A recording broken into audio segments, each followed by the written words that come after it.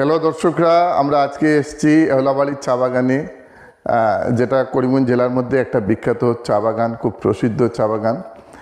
তার আগেও আরেকটা ভিডিও আমি আপনাদেরকে দেখিয়েছিলাম কৃষ্ণপুর চা বাগান। আজকে আপনাদেরকে দেখাবো আমি এওলাবাড়ির চা বাগান এবং সেখানকার সেই ফ্যাক্টরিটা দেখাবো, চায়ের ফ্যাক্টরি, কীভাবে সেখান থেকে চা উৎপাদন করা হয় সবগুলো আপনাদেরকে আমি একটা একটা করে দেখাবো, আপনারা দেখবেন। এবং তার সাথে সাথে আমি এখানকার চা শ্রমিকদের সাথে কথা বলবো, যদি সম্ভব হয় তাদের সাথে কথা বলে তাদের সাথে কিছু কথা মত বিনিময় করব, যাতে করে এখানকার চা শ্রমিকদের তাদের জীবনযাপন বা তাদের আর্থসামাজিক অবস্থা কীরকম রয়েছে সে ব্যাপারে জানার। তাছাড়া তারা পড়াশোনার ব্যাপারে কতটুকু এগিয়ে যাচ্ছে সে নিয়েও আমি কিছু আলোচনা করব। তাই আপনারা দেখতে থাকবেন, আমার সেই কথাগুলো শুনতে থাকবেন। আশা করি আপনারা ভালো লাগবে। বিশেষ করে আসামের চা সমস্ত পৃথিবীর মধ্যে বিখ্যাত ছিল, সেই চা শিল্পটা, যা আজকে আমরা হারিয়ে ফেলছি। একটা শিল্পকে আমরা ধ্বংসের দিকে ঠেলে দিলাম। যে চা শিল্প সমস্ত বিশ্বের মধ্যে বিখ্যাত, আজ সেই চা শিল্প থেকে এমন কোনো রেভিনিউ আমরা পাচ্ছি না, বা আসাম সরকার এটার থেকে কোনো ধরনের এমন বড় ধরনের কোনো লাভবান্বিত হচ্ছে না। এবং চা শিল্পগুলো ধীরে ধীরে আজকে অনেকটা ধ্বংসের দিকে চলে যাচ্ছে। এবং এটার জন্য দায়ী কে, সেটা দর্শকদের কাছে রইল প্রশ্ন। আপনারাই বলবেন যে এই পরিস্থিতির জন্য কে দায়ী, কাদের জন্য এই সমস্যাটা হয়েছে, যে একটা শিল্প আজ প্রায় ধ্বংসের পথে, চা শিল্পটা। কারণ সমস্ত বিশ্বের মধ্যে যে আসামের চা রেকর্ড ছিল, বিখ্যাত ছিল, সেই চাটাকে আজকে আমরা প্রায় হারিয়ে ফেলছি। এমন কিছু যে রয়েছে তার মধ্যে নেই। তারপরেও আমরা বলবো যে এটা যাতে আগের জায়গায় আমরা পৌঁছাতে পারি, চা শিল্পটাকে আমরা আগের জায়গায় নিয়ে দাঁড় করাতে পারি। কারণ চায়ের যে পাতাগুলো, এই যেমন আপনাদেরকে আমি দেখাচ্ছি একটা একটা করে, সেই পাতাগুলোর থেকে বা সেই কুড়িগুলোর থেকে আমরা দেখব চা শ্রমিকরা সেগুলো তুলে কিনা না, সেই কুড়িগুলোর থেকেই ফ্যাক্টরিতে এইগুলো নিয়েই চা তৈরি করা হয় এবং সেটা আগে সমস্ত পৃথিবীতে সাপ্লাই দেওয়া হতো। আজকের দিনে সেটা কতটুকু আমরা ধরে রাখতে পেরেছি, আমাদের আগের ঐতিহ্য, সেটা বোঝা বড় মুশকিল। তাই আপনারা দেখবেন। এবং সেই এওলাবাড়ি বাগান আপনারা প্রত্যেকেই জানেন, একটা বিখ্যাত বাগান, খুব সুন্দর বাগান। সেখানে চায়ের প্রচুর গাছ রয়েছে বাগানের মধ্যে, বিশাল আকারের বাগান।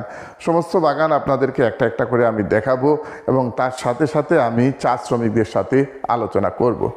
এখানে চা শ্রমিকদের কিছু কর্ম দেখছি, যেগুলো একদম হাতে নাগাড়ে তারা করে যাচ্ছেন। একজন বয়স্ক ভদ্রমহিলা, বয়স 70 ঊর্ধ্ব হবে, 70 অ্যান্ড এবাভ হবে, উনি কি সুন্দরভাবে অনর্গল কাজ করে যাচ্ছেন।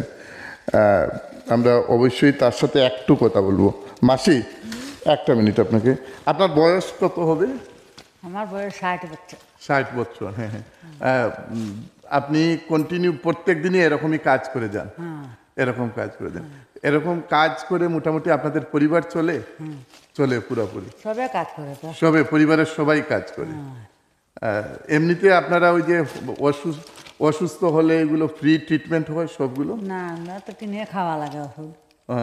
ওষুধ কিনলে কিনে আনতে হয়, ফ্রি দেয় না তারা, একদম ফ্রি দেয় না।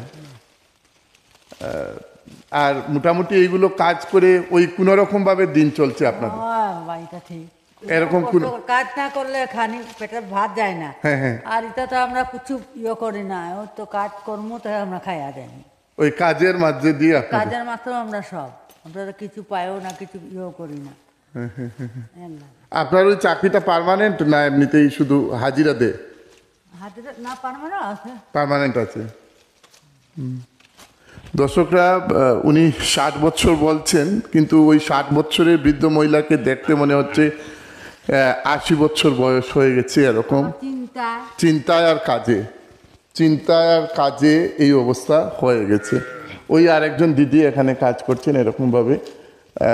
সত্যি খুব কষ্ট করে তাদের জীবন চলছে, এটা অনেক কষ্ট করে তাদের জীবন চলছে। এবং প্রত্যেকটা ক্ষেত্রে এইভাবে কাজ করে আছেন, দিনে দুপুরে সব সময়, রোদের মধ্যে সব সময় কাজ করে আছেন। দর্শকরা, আপনাদেরকে দেখালাম আমি ওই দর্শকরা, আমরা এওলাবাড়ি বাগানে এখানে একজন চা শ্রমিক পেয়েছি, একজন মহিলা এখানে কাজ করছেন। আমি তার কাছ থেকে কিছু জিনিস জানবো এবং সেটার ব্যাপারে তাদের জীবনযাপন প্রণালী বা অর্থনৈতিকভাবে তারা কতটুকু সম্বল হয়েছেন বা কতটুকু তারা ইনকাম করেন, কিংবা তাদের ছেলেমেয়েরা কিভাবে পড়াশোনা করে, এ ব্যাপারে কিছু আলোচনা করব আমি এই দিদির কাছ থেকে। দিদি, আমরা এসেছি আপনাদের সাথে কথা বলার জন্য এবং আপনাদেরকে দেখার জন্য বিশেষ করে। আপনার নামটা কি দিদি, যদি বলতে পারেন? আমার নাম তো নিবাসী কালন্দি। নিবাসী কালন্দি। আচ্ছা দিদি, আপনারা তো ওই বাগানে কাজ করছেন, আপনাদের সেই আগের পূর্বপুরুষ, আপনার বাবা, আপনার ঠাকুরদা এরকম করেই কাজ করেই যাচ্ছেন? হ্যাঁ, এখানে কাজ করিয়ে খাইয়ে যাচ্ছে। এখানে কাজ করে খেয়ে যাচ্ছেন। আপনার ছেলে মেয়ে রয়েছে? ছেলে তো 3টা, মেয়ে 1টা। ছেলে মেয়ে ওরা কি করে? ওরা তো ঢালাই ঢুলাই কাজ করে, ডালাইয়ের কাজ করে। পড়াশোনা করেনি? পড়াশোনা করতে আর পারি নাই, যতটুকু পারে সেতটুকু পড়াইছি। আপনারা কি চেষ্টা করেন না আপনাদের ছেলে মেয়েদেরকে পড়াশোনা করিয়ে এই বাগানের কাজ থেকে আরেকটু উপরে তুলতে? বুঝছি, অনেকজন তো আমাদের যে পড়ার মেট্রিক পাস করিয়ে তো চাকরি হয় না, তো চাকরি পায় না। সব ওখানে ঢালাই করতে আসে ডালাইয়ের কাজ করে। করে। আপনাদের ওই ছেলেরা যে ইনকাম করে, মোটামুটি এত পরিশ্রমের কাজ আমি দেখি যে আমাদের বাড়িতেও ডালাইয়ের জন্য তারা যায় অনেক সময়, কিন্তু খুব পরিশ্রমের কাজ, পরিশ্রমের কাজ। খুব পরিশ্রমের কাজ। আপনারা ওই যে চা বাগানে কাজ করেন, যেটা আমি দেখছি এখানে রৌদ্রের মধ্যে দাঁড়িয়ে আপনি করছেন, এবং এটা আপনাদের কাছে প্রত্যেক দিনই স্বাভাবিক, এটা প্রত্যেক দিনই করছেন। আমাদের কাছে কষ্ট হলেও আপনারা কষ্ট অবজ্ঞা করে আপনারা করছেন। এরকম করে করে ধরুন আপনার কীরকম আয় হয়? কই যেটা কাজ করি এটাই তো আমরা খাওয়াই, আয় কই আবার লাগি তো আমরা বাচ্চারা পড়াইতে আমরা পারি না, টাকা পয়সা লাগে না স্কুলে ছাত্ররা পড়াতে, এটাই জন্য।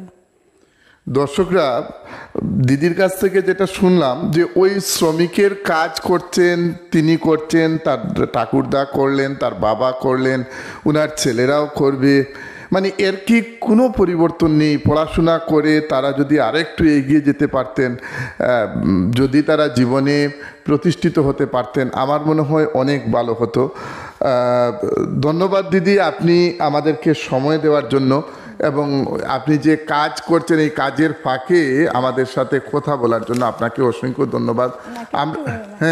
আমরা চাইবো যে অন্তত আপনারা আরেকটা ভালো জায়গায় নিজেদেরকে দাঁড় করান, কারণ শুধু যে এভাবে কাজ করেই জীবন যাবে তা নয়, এর উপরে উঠে আরও কিছু একটা ভালো কিছু করুন, সেটাই